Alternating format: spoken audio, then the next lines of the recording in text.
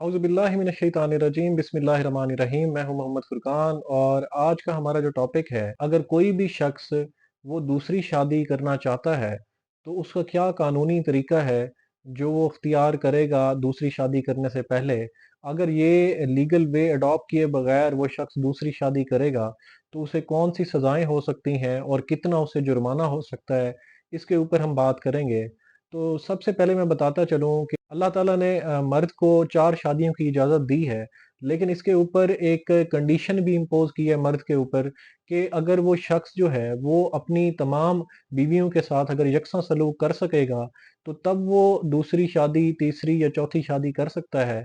अगर वो शख्स जो है इंसाफ़ नहीं कर सकता उनके बीच, तो उसके लिए 1 बीवी जो है वो काफ़ी है। इसी तरह कानून के अंदर भी इसीलिए दूसरी शादी करते हुए जो परमिशन की शर्त लगाई गई है, वो इसी वजह से लगाई गई है कि हमने देखा है फैमिली कोर्ट्स के अंदर जो फैमिली इश्यूज हैं वो इतने ज़्यादा हैं कि अदालतें भरी पड़ी हैं और केसेस का बर्डन जो है वो बहुत ही ज़्यादा है। इसी वजह से जब कोई भी शख्स वो दूसरी शादी करता है और बिना किसी रीज़न के, बिना किसी काज़ के, तो जो फैमिली इश्यूज होते हैं वो बढ़ जाते हैं और जो लिटिगेशंस हैं वो भी बढ़ जाती हैं। इसी वजह से मुस्लिम फैमिली लॉ ऑर्डिनेंस 1961 के सेक्शन 6 के अंदर कंडीशंस बताई गई हैं कि किस कंडीशंस के तहत जो है कोई भी शख्स अगर वो दूसरी शादी करना चाहता है तो वो किस तरह यूनियन कौंसिल से वो परमिशन लेगा, उसका क्या तरीकाकार होगा, तो ये अभी हम डिस्कस करने वाले हैं। तो सबसे पहले अगर कोई भी शख्स दूसरी शादी करना चाहता है तो उसे यूनियन कौंसिल को एप्लीकेशन फाइल करनी होगी और उस एप्लीकेशन के अंदर वो तमाम ग्राउंड्स लिखेगा कि अगर उस शख्स की पहली बीवी में से अगर कोई औलाद नहीं है, तो वो शख्स जो है वो ये ग्राउंड ले सकता है, औलाद के लिए मैंने दूसरी शादी करनी है। तो इस बुनियाद के ऊपर जो है वो उसकी एप्लीकेशन जो है वो कंसीडर की जा सकती है। इसके अलावा अगर उसकी जो पहली बीवी है, वो उसको कोई डिसेबिलिटी है और किसी वजह से वो जो हकूक़ ज़ौजियत है, वो अदा नहीं कर सकती, तो इसकी बुनियाद के ऊपर भी उसको यूनियन काउंसिल परमिशन दे सकती है। इसके अलावा जो तीसरा ग्राउंड है, वो ये है कि कोई भी ऐसी बीवी जो कि नाफरमान हो और वो अपने घर बसने वाली ना हो और वो लड़ाई झगड़ा करके अपने माँ-बाप के घर में रह रही हो, तो इस कंडीशन में भी जो खाविंद है, वो यूनियन काउंसिल को दरख्वास्त देके उसके अंदर ये ग्राउंड जो है, वो ले सकता है।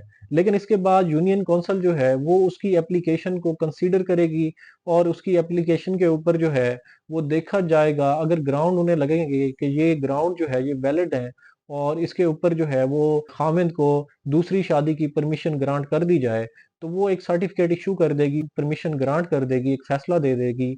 उसके बाद जो खाविंद अगर दूसरी शादी करेगा किसी भी दूसरी औरत से, तो वो लीगल होगी। अदरवाइज इसके बगैर अगर वो दूसरी शादी करेगा तो वो इल्लीगल होगी। और इसके आगे मैं आपको बताऊंगा कि इसके बाद अगर बीवी परमिशन दे देती है, जो फर्स्ट वाइफ है, कुछ केसेस के अंदर इस तरह होता है कि जो बीवी होती है उसने पहले परमिशन दे दी होती है खाविंद को कि ठीक है, मुझे कोई एतराज नहीं है, तो आप जो है दूसरी शादी कर लें। लेकिन बाद में जब वो शख्स दूसरी शादी कर लेता है तो उसके बाद देखने में आता है कि जो फर्स्ट वाइफ होती है वो कहती है मैंने तो इसे कोई परमिशन नहीं दी। जो फर्स्ट वाइफ होती है वो उसे सू भी कर देती हैं, तो कोर्ट के अंदर जो है उसके उसके उस दूसरे निकाह को जो है वो चैलेंज किया जाता है कि इसने विदाउट ऑब्टेनिंग परमिशन जो है ये इसने दूसरा निकाह किया है। तो उसका कोई जो है रिटन डॉक्यूमेंट नहीं होता खाविंद के पास, जिसकी वजह से उसे संगीन नतायज जो है वो भुगतना पड़ सकते हैं, इवन के उसको कैद भी हो सकती है। वो आगे हम सजाएं डिस्कस करेंगे। इसीलिए अगर कोई भी शख्स है, उसकी पहली जो बीवी है, अगर वो उस शख्स को रीमैरिज की, दूसरी शादी की परमिशन देती है, तो उसके लिए भी ज़रूरी है कि वो एक जो यूनियन काउंसिल को एप्लीकेशन देगा, उसके अंदर बीवी की कंसेंट जो है उसको भी लिखा जाएगा और यूनियन काउंसिल ये देखेगी कि ये with permission of the first wife जो है, इसने ये एप्लीकेशन फाइल की है। तो उसके बाद उसको अकॉर्डिंगली डिसाइड किया जाएगा, फिर वो खाविंद जो है वो दूसरी शादी कर सकेगा लीगल तरीके से। इसीलिए अगर बीवी की रजामंदी हो तब भी यूनियन काउंसिल से परमिशन लेना ज़रूरी है। अगर बीवी की रजामंदी ना हो तब भी यूनियन काउंसिल से परमिशन लेना ज़रूरी है। کیونکہ لیگلی وہ ایک ڈاکومنٹ جو ہے وہ چاہیے ہوتا ہے، جو آپ کے پاس ایک پروو ہوتا ہے کہ آپ کی جو میرج ہے، سیکنڈ میرج ہے، وہ ویلڈ ہے، لیگلی وہ قانونی طریقے سے آپ نے کی ہے۔ اگر اس کے علاوہ آپ کوئی بھی ایسا شخص جو زبانی کلامی اپنی فرسٹ وائف سے پرمیشن لینے کے بعد شادی کرے گا تو اس کو یہ ایشوز جو ہے یہ فیس کرنا پڑ سکتے ہیں۔ اچھا، اب یہ آپ کو بتاتا چلوں کہ جو ایپلیکیشن ہے یونین کونسل کو دینی ہے تو وہ کس یونین کونسل کے اندر دینی ہے؟ تو ایپلیکیشن اس یونین کونسل کے اندر فائل کی جائے گی جہاں پہ جو فرسٹ وائف ہے وہ ریزائڈ کرتی ہے۔ اگر وہ فرسٹ وائف اپنے خامند کے ساتھ رہتی ہے تو جو متعلقہ یونین کونسل ہوگی اسی یونین کونسل کے اندر ایپلیکیشن فائل کرنی ہوگی۔ اگر جو فرسٹ وائف ہے وہ اپنے پیرنٹس کے ساتھ رہتی ہے، کسی اور سٹی میں رہتی ہے، تو وہ جو ان کی متعلقہ یونین کونسل ہوگی تو خامند اس یونین کونسل کے اندر ایپلیکیشن فائل کرے گا۔ تو اگر یونین کونسل کا فیصلہ جو ہے وہ خامند کے خلاف آ جاتا ہے اور اس کو پرمیشن نہیں دی جاتی سیکنڈ میرج کی، تو خامند یونین کونسل کے اس فیصلے کو کلیکٹر کے پاس چیلنج کر سکتا ہے، اور کلیکٹر کا جو فیصلہ ہوگا وہ حتمی ہوگا۔ اب ہم ڈسکس کریں گے، اگر خامند جو ہے وہ without obtaining permission from union council وہ اگر دوسری شادی کرتا ہے تو اسے کیا سزا ہوگی اور کتنا ایک جرمانہ ہوگا۔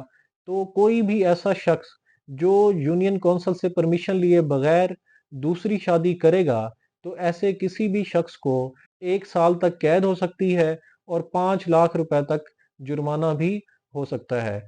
اس کے علاوہ جو پہلی بیوی کا حق مہر ہوگا، چاہے وہ حق مہر معجل ہو یا غیر معجل ہو، تو وہ بھی اسے فوری طور پہ ادا کرنا پڑے گا۔